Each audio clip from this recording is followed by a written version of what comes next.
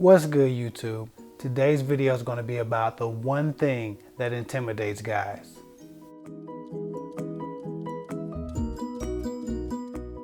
Let me get right into this. The one thing that intimidates guys is being overly and overtly sexual. Let's face it, everybody knows what guys want. And while it's not all they want, I will be lying to you and you will be confused if I stood here and tried to act like sex with the girl that they like isn't a goal that every guy has. The distinguishing factor here is whether or not the goal is to have sex on a permanent or a temporary basis with that girl. Sometimes, as a woman, your presentation of the idea of sex determines if a guy wants to pursue sex with you permanently, temporarily, or not even at all. This video is about the last option, not at all. The issue here is, in knowing guys want sex, many women present it so aggressively that it scares some men away. When you talk about sex a lot or brag about what you like to do, or even how good you are to a guy you like, it can start to give him a little anxiety about the idea of being with you. Because let's face it, most guys are just moderately okay at sex. A few guys have a few skills, but even less are confident about how great they are in bed. So despite what a man may lead you to believe, very few men believe that they are masters of sex. And we're not even going to talk about size anxiety, which I have none of, by the way. Think about it like sports. Most men like to play sports, but they're not good enough to challenge pro athletes. They would get embarrassed. Most men love porn, but they would most likely get stage fright if their favorite adult film actress knocked on their door and tried to put it on them like she does in the movies.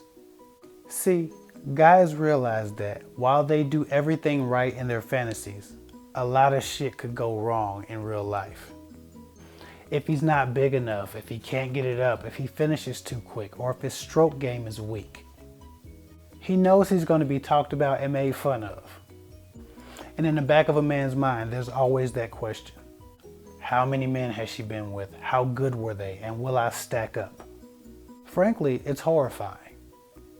Plus, most of society concedes that if the sex is bad, somehow it's the man's fault. Even though that's not always true. So with that said, if you have a big mouth when it comes to sexual stuff, or you are really braggadocious about it, you may be inadvertently making him think that he needs to be a master of sex to handle you or be humiliated. You're putting yourself on a pedestal. That intimidates a lot of guys and it psychs them out. The masculine fantasy being that he conquers you and puts you into deep sleep after extended pleasure. I don't think any man wants to imagine himself curled up in a fetal position with a thumb in his mouth while you storm out of the room upset about the time you just had looking for a real man who can handle you.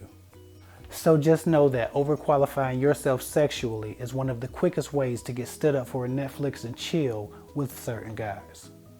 There is another reason as well you don't want to talk your sex game up. Some conservative men want a conservative woman. They feel like bedroom talk should be kept in the bedroom.